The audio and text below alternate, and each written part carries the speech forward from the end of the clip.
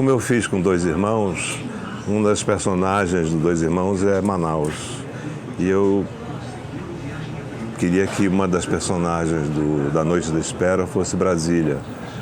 Talvez, em parte por eu ser arquiteto, aí eu acho que a minha formação de arquiteto influenciou um pouco essa percepção do espaço, e em parte também porque os romancistas, os escritores, quando eles situam a narrativa num determinado espaço, eles tentam dar, vamos dizer, transmitir ao leitor a compreensão desse espaço. No caso de Brasília, o espaço tem a ver, essa dimensão de Brasília, do espaço, dos grandes, dos vastos espaços, tem a ver com a solidão também. Quer dizer, não é uma descrição gratuita, porque essa imensidão, ela rima com solidão. Quer dizer, uma das coisas... A minha vida é muito diferente da vida do Martinho, do personagem. Quer dizer, ele é uma personagem construída, inventada, mas há duas coisas em comum entre nós. O fato de eu ter morado em Brasília, de ter estudado nesse colégio e de ter sentido profundamente a solidão, como ele sentiu. E isso acho que foi decisivo até mesmo para construir a personagem. Então, Brasília era uma cidade em formação quando eu cheguei. Era uma cidade inacabada. Dezembro de 67 era um grande canteiro de obras. E eu percebi isso e como eu queria estudar arquitetura, a própria cidade era uma aula de arquitetura,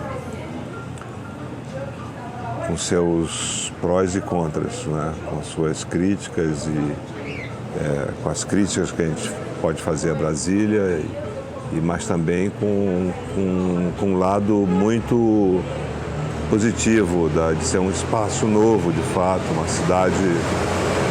uma cidade única no Brasil e talvez no mundo, uma das poucas cidades com essas características.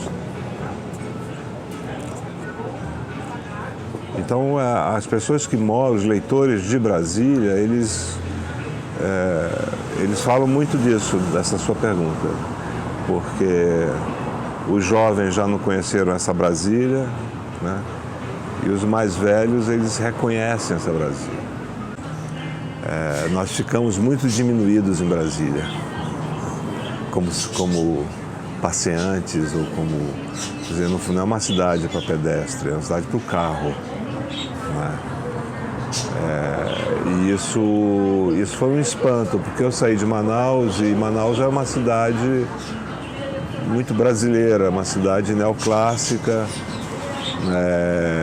projetada, um projeto meio francês, meio italiano, com praças italianas. É uma cidade típica do neoclassicismo do século XIX.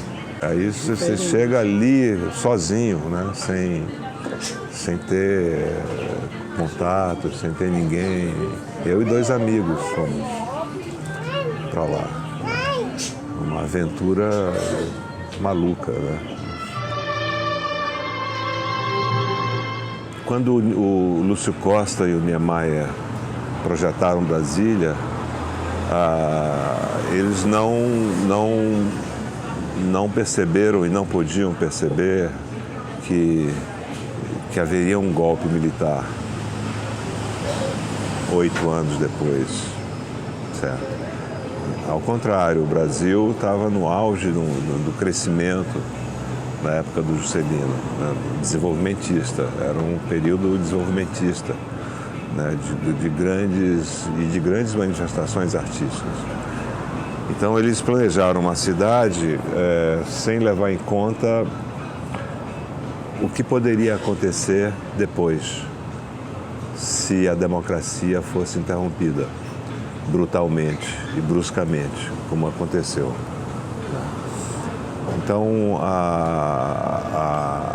solidão não vem, e o medo não vem tanto da cidade como espaço, mas do momento político, né? O medo de você sair às ruas, e ainda assim as pessoas saíam, evidentemente, né? O medo de você estar na escola ou na universidade e sentar ao lado de um dedo duro, de um delator, né? Isso existia aos montes, né? O medo da repressão, da censura, né?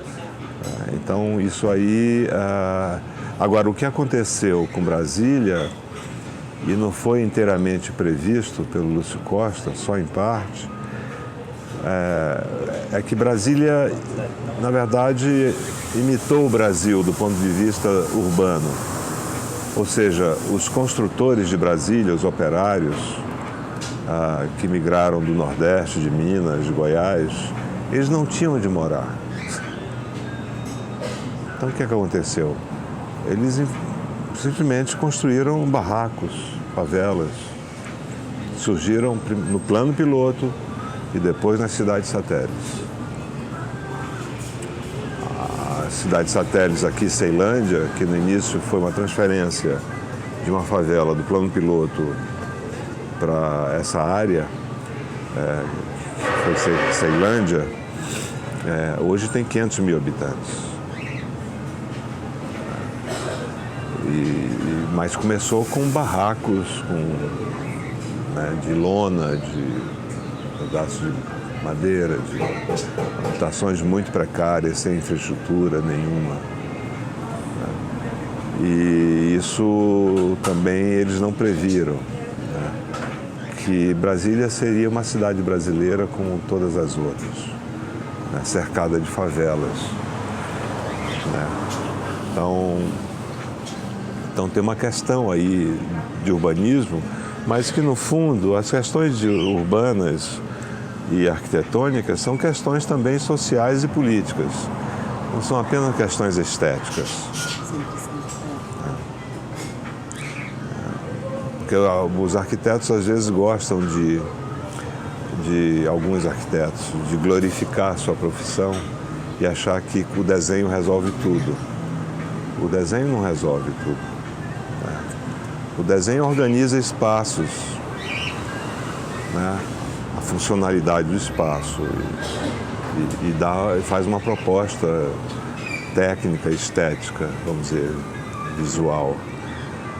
Mas a intervenção urbana, ela depende da política também.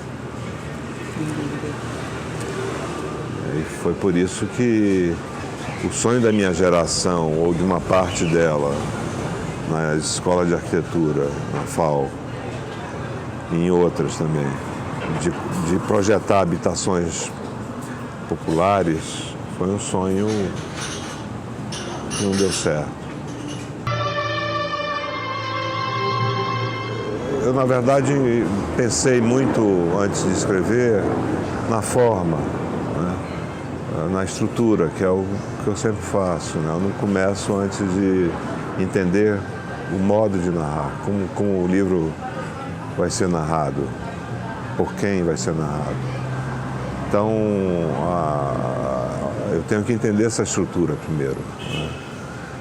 E não faria sentido para mim, né? Eu falo sempre do ponto de vista que cada um tem as suas estratégias narrativas, né? O seu modo de narrar, mas para mim eu acho que a única possibilidade seria, em vez de escrever um romance em terceira pessoa, seria escrever um romance com várias primeiras pessoas, misturando cartas, às vezes bilhetes, às vezes anotações. No segundo volume,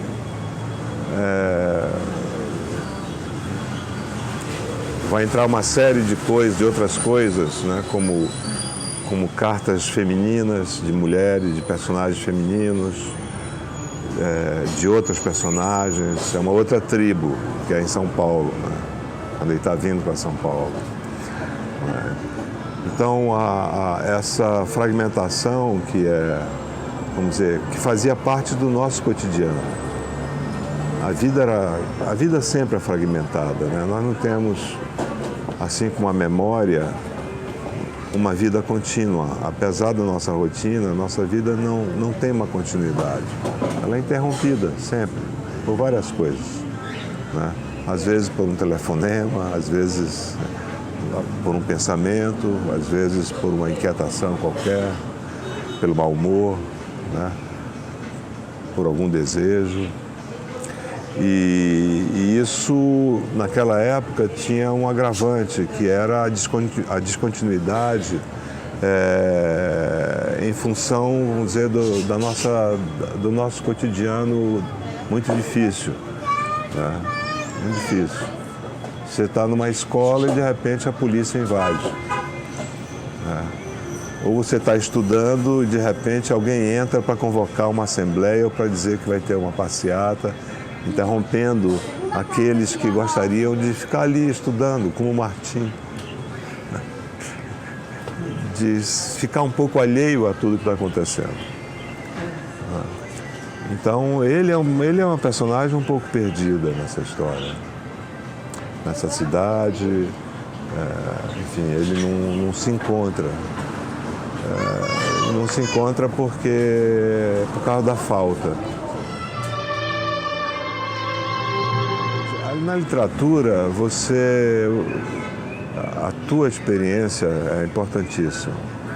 Não para você repeti-la ou retratá-la, mas para você transfigurá-la. Então, acho que, para mim, a literatura que mais me interessa é a que, de fato, vamos dizer, narra uma história que você imagina que poderia ter acontecido com o narrador. Senão fica muito artificial, muito... Embora haja, enfim, textos que são tão cerebrais e tão bem construídos. Borges é o mestre nisso, né? Mas muita coisa do Borges tem a ver com a vida dele, com as leituras dele, com as obsessões dele. E um conto extraordinário chamado El Sur, o Sul, é muito autobiográfico.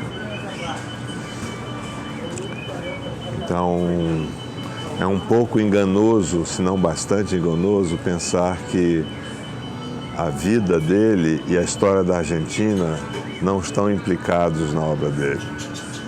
Porque no início a crítica mordeu essa isca, caiu nessa armadilha. Mas não houve vamos dizer, uma influência específica para escrever esse livro. O Dois Irmãos, sim, o Dois Irmãos, eu acho que houve desde que eu li Isaú e Jacó, eu tinha, vamos dizer, a ideia de escrever um romance sobre rivais, sobre gêmeos rivais, ampliando um pouco para a questão brasileira, né? A rivalidade e vamos dizer, os antagonismos sociais e essa separação entre o sul, o sudeste e o norte, né? Essa falta de compreensão, na verdade, essa incompreensão brasileira. Isso é muito interessante. Porque o Brasil desconhece o Brasil, né? Os brasileiros, eles não se interessam de modo geral, né? pelo outro que é o espelho dele mesmo. Então, o Isaú e Jacó do Machado foi um romance importante. Agora, as influências vêm de todas as partes, né?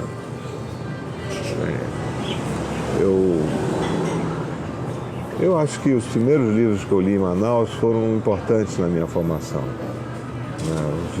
Alguns livros do Graciliano Ramos,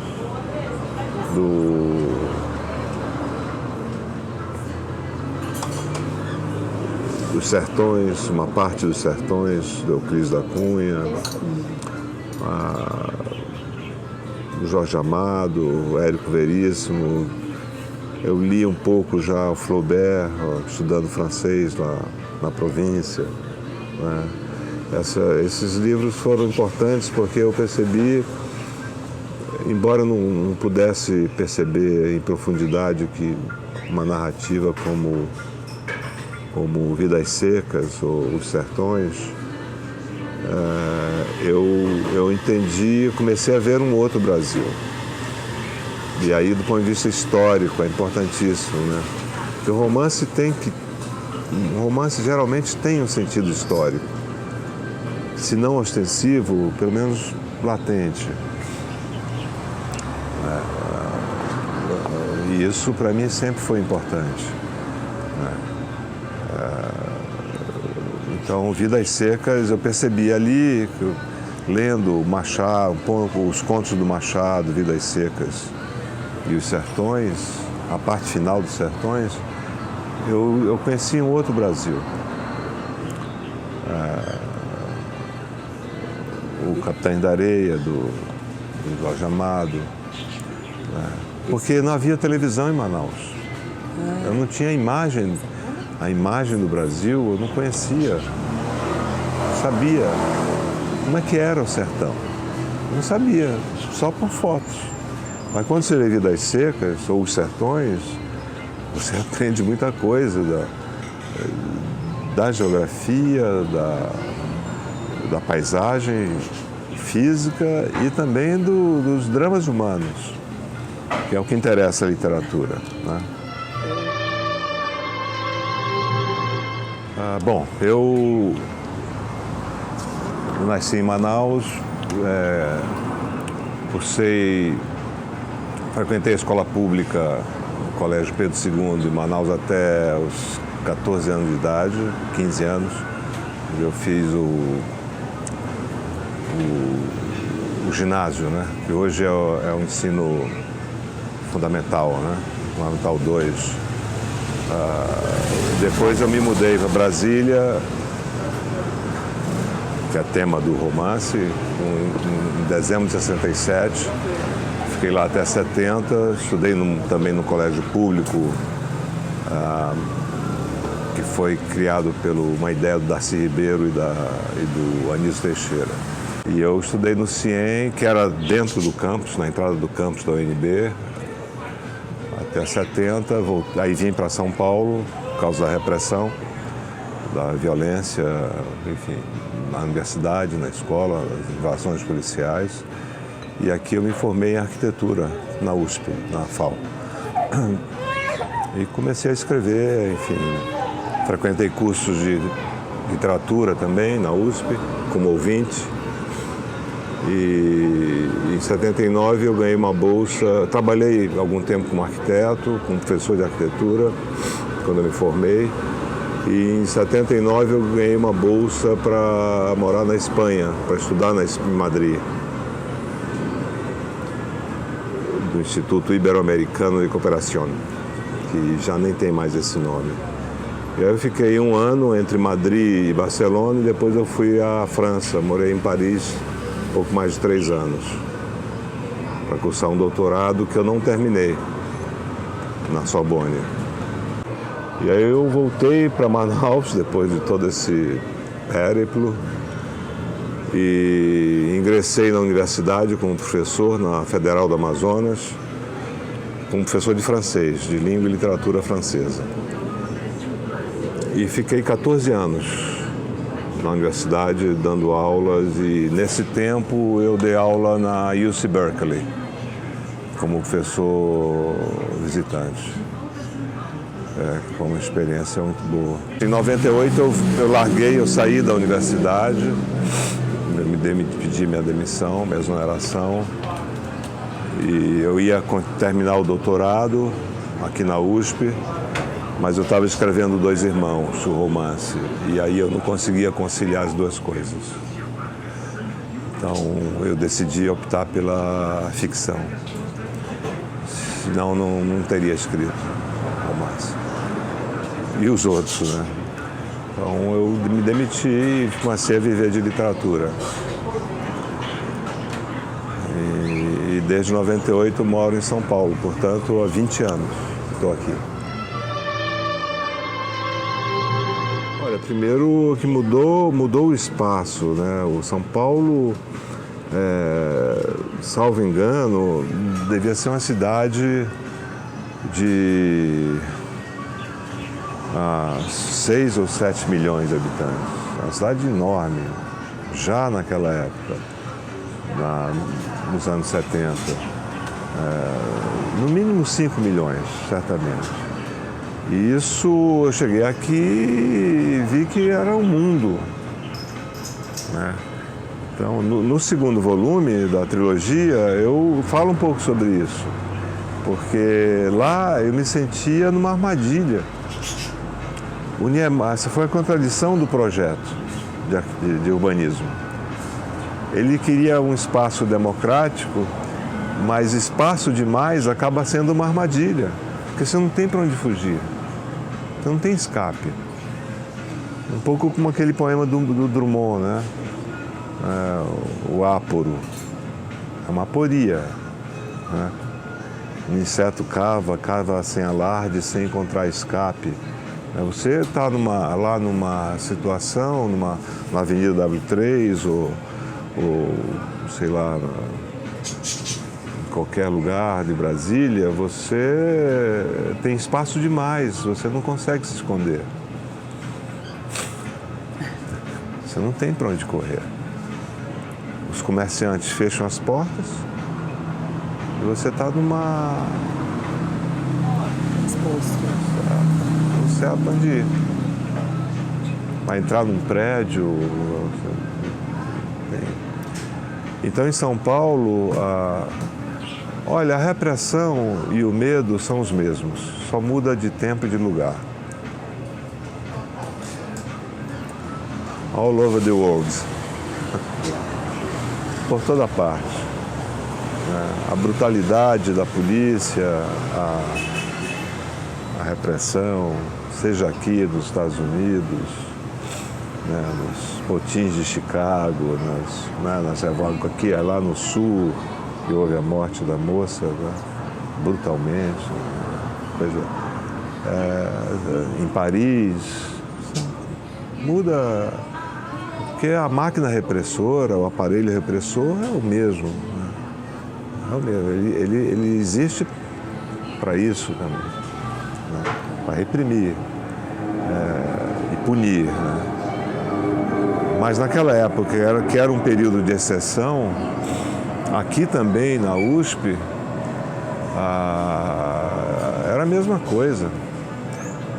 Com essa diferença, né? Brasília era muito pequena nesse sentido, com espaços enormes. E aqui não, aqui é uma metrópole. Né? Tinha muito mais gente, uma população bem maior, 10 vezes maior que a de Brasília. E uma cidade que se expandia por todos os lados. E vamos dizer que o envolvimento do movimento estudantil aqui, por ter mais universidades, escolas, era maior também. Embora lá fosse muito intenso. E pouca gente sabe que em Brasília foi um dos movimentos estudantis mais atuantes.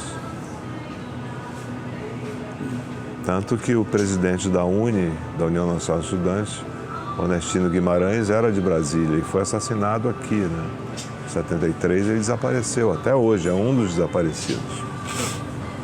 Eu via o Onestino no campus. Aqui em São Paulo?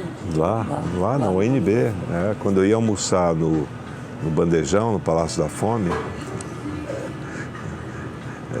eu via o Onestino nas passeatas. Ele era um grande líder, ele estudantil, era um intelectual. Né? E ele desapareceu. Está desaparecido. Foi assassinado. Né? O corpo está desaparecido. E, enfim, e também um pouco por tudo isso, eu quis sair do Brasil. né? Porque já no fim, né, quando a ditadura estava dando seus sinais estava claudicando já, quando a inflação estava muito alta, a corrupção era enorme, as pessoas, os jornais não podiam publicar, divulgar, porque alguns ingênuos ou pessoas de má fé acham que não houve corrupção. É incrível isso, está voltando vamos dizer, esse pensamento autoritário e até fascista está aí. Isso é muito perigoso, né, para os jovens.